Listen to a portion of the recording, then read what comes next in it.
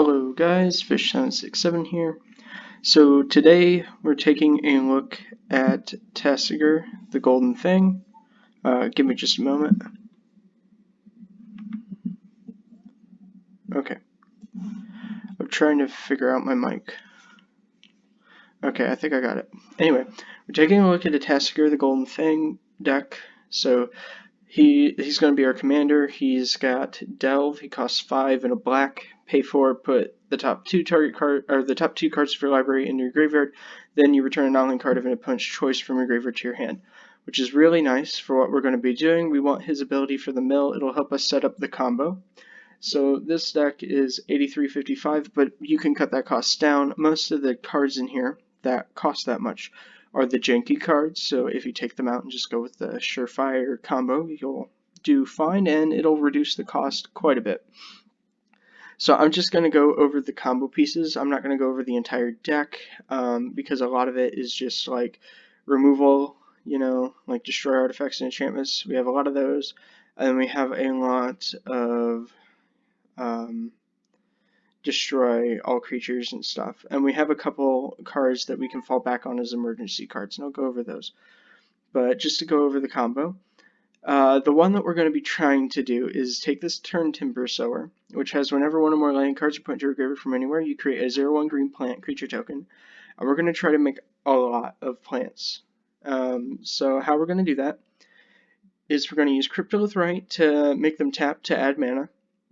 And then we're going to use 1000-Year Elixir to give them haste, but they only have haste to tap, so it gives activated abilities to creatures. We can activate them as though they had haste, but they couldn't attack, but we don't need them to because they're 0/1 plants.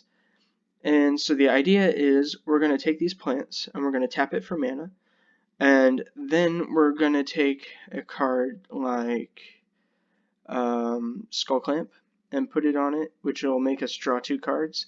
And then we're going to use a card like Jace's Erasure to make ourselves mill, and hopefully we'll hit a land. Then we have Zombie Infestation to make sure that we can discard our cards in case one of the ones that we drew was a land. We have Altar of, Altar of Dementia. We can sacrifice a creature and we can mill cards equal to the creature's power, which doesn't help with these plant tokens, but it helps with the zombie tokens that we're going to make.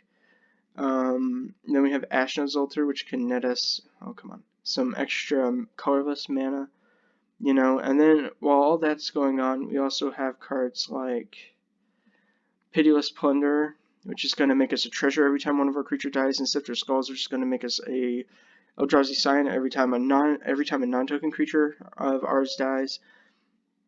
And so the budget combo is Pitiless Plunderer, Sifter Skulls, and where's the other card? Reassemble Skeleton, and then any sacrifice outlet ever printed in Magic, as long as it doesn't cost mana. That's all that you need.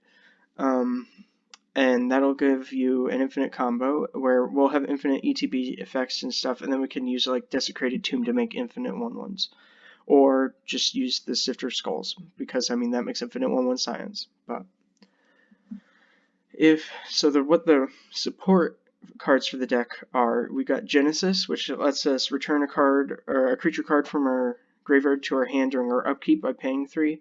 We have Phantasmagoran, which lets us discard 3 to put it into our hand. There's Demir House Guard, which has Transmute. Same with the Drift of Phantasms. They'll let us go get 3 and 4 drops, and that's really powerful, especially when combined with the Genesis. As a matter of fact, Demir House Guard can actually get us our entire combo by itself, thanks to 4-drop search spells, which we have a lot of. Golgari Thug has Dredge, which is an important piece if we're going to be doing this. Rather than draw cards, we'd like to dredge them. And it also has the added ability of when it dies, we get to put target creature card from our graveyard on top of our library. Murder Retriever is a creature that we can easily get back with something like Genesis or Golgari Thug, and then that'll give us one of our artifacts back, which could be Conjurer's Bauble, which could then put, Gaia's Blessing back on the bottom of our deck, and then we can not mill ourselves to death.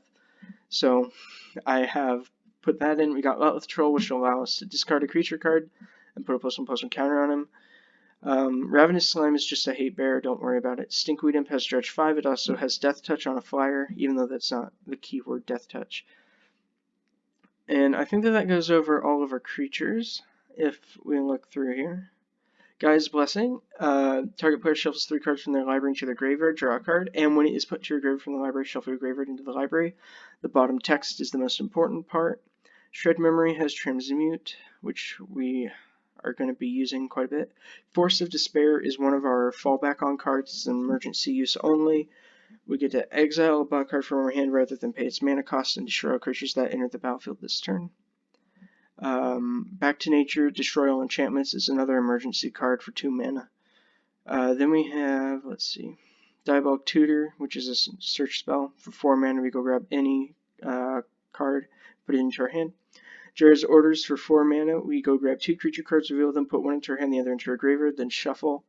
So this is what I'm saying with the Dimir House Guard. We transmute it to go grab Jared's Orders, and then we use Jared's Orders to put Genesis in our graveyard and resummon Skeleton into our hand. And then we're going to get back the Dimir House Guard the next turn and grab Pitiless Plunder and Sifter Skulls. And then we can just get it on board eventually with Genesis. Then we have Learn from the Past. Somebody gets to shuffle their graveyard into their library, draw a card. This is an emergency use only card. It's an instant once again. Mastermind's Acquisition, another search spell. Nightmare Void has Dredge for 2. Let's see, what else do we have? Brain Spoil has Transmute. Crux of Fate is a board wipe. Final Parting and Rezaketh's Right are both search spells, but Final Parting go grabs 2 and puts 1 into the graveyard. Shared Summons gets 2 creature cards with different names and puts them into our hand. And Elixir of Immortality lets us shuffle our graveyard and it into our owner's library, and then we gain 5 life. Just Swiftfoot Boots is some nice hexproof. Desecrated Tomb. Whenever one of our creature cards leave our graveyard, we make a 1/1 black bat with flying. Get to the Afterlife. Whenever a non-token creature you control dies, you gain a life. Then you may draw a card if you do discard a card. The drawing and discarding is not as important as gaining the life, but you can still use the draw and the discard. Bolus the Citadel is just an amazing card. Evolutionary Leap, we can pay green to sack a creature, reveal cards from the top until we hit a creature, and then put that card into hand, the rest on the bottom in a random order. And with how many creatures we're running, we'll probably hit a combo piece off that. Blessing of Leeches is just some instant speed protection. You can play it at any time that we could play an instant. At the beginning of our upkeep, we'll lose a life, and then we pay 0 to regenerate and enchant a creature. Bow of Nylea has pay 2, and then it does a lot of that we want, but mostly it gains us life and puts cards from our graveyard on the bottom of our library. Palace Siege, we can get a creature back during our upkeep every turn, which is nice. Deadbridge Chant, we mill 10, and then every upkeep we choose a card at random in our graveyard. If its creature goes on the field, otherwise it goes into our hand. As far as lands are concerned, we got Blighted Woodland, which will grab us 2 lands if we sack it. We got Pachuca Bog, which will exile somebody's graveyard. Command Tower, Dimir Guildgate, Dismal Backwater, Path of Ancestry, Simic Guildgate, Submerged Boneyard, and Woodland Stream. There are blue lands, since we don't have that many blue cards in the deck. Myriad Landscape, pay 2 tap it, sack it, go grab 2 basics. They have to be the same type. And then just forests and swamps. I didn't skip anything. I don't think that was important. The rest of it should just be destroy cards. So like I said, if you can't afford some of the expensive cards in here, like that, in your elixirs a lot, you know, and so if you can't afford some of the more expensive cards, just go with the main combo: Sifter Skulls, Pitiless Plunder, Resummoning Skeleton, and you sack outlet, and then you can drop whatever else you need to in order to get down to a price that's okay for you. But Taskseeker works really well with our deck's goal because we want to be able to get cards back into our hand, and he also mills us, which is really nice. We can get him out for 1 mana in a pinch if we need to, using his Delve, which I don't suggest doing just randomly. That's like a emergency use only. We've teched that into the card. If you wanted to, you could add in Nourishing Shoal, which will let you have some instant speed life gain just by exiling a green card. I didn't put it in because it's not that good, even though it is an X-cost spell and we can generate infinite mana, it just doesn't seem that good. And so our best way of winning is using Jace's Erasure or Altar of Dementia with our infinite tokens to mill somebody out. Or we could just make infinite tokens and swing on the next turn, and we can blow up the entire board pretty much, aside from lands. So yeah, there's nothing much to mess around with. I mean, if we do it right, we could put all of our lands onto the battlefield if we wanted to, which wouldn't be too hard. We can exile all creatures that were on the field, which would be nice, you know. And we don't have a way to pull anything out of graveyards for our opponents, but we can reuse Bojuka Bog to exile everything in the graveyard. And if you're... I don't think that we can do this at instant speed. Let me check. No, we can't do it at instant speed, but we can do it at sorcery speed, which is good enough. And actually, if you were to layer it... Oh, never mind, it wouldn't work. I was going to say you could do Broken Bond, then mill them out, but then if they have a Guy's Blessing, it'll still trigger before. So with the Bojuka Bog, you can exile parts of their deck and then get them down to just a couple cards. And if there's an Eldrazi Titan, you could eventually get them down to just the Eldrazi Titan and nothing left in their deck. And then, of course, you could just destroy it when it ETBs, whatever. You know, the Mastermind's Acquisition is probably your best card in situations like that where you can just grab one that you own from outside the game. Generally, that will be in your sideboard. Commander doesn't have a sideboard, so just ask your playgroup with what they're okay with, you know. So, yeah. I mean, Never Returns, another good one, and if you wanted to, you could add in Nihili Spellbomb, just to get rid of stuff. Bolas's Citadel, you can win with Bolas's Citadel in one turn by sacrificing 10 non-land permanents a ton of times. It'll just take a while. So you can win the turn that you were going to combo off, and I've had games where I just got the Bolas's Citadel, played it, went down to 1 life, and won the game off 1 life. So, well, that was actually the only game that I ever played with it. But yeah, it does pretty well, at least from what I've seen. And because of, like, we run a ton of removal. Like, I'm not kidding, the amount of artifact enchantment removal that we run, the amount of exile stuff that we run, it's actually probably a bit much. And we can destroy planeswalkers, they're not a problem. We can destroy creatures, generally they're not a problem. And we have so many search spells that grabbing whatever we need for the situation that we're in shouldn't really be an issue. The only thing that I will warn you against is playing too many lands before you get the turn Timber Sower out.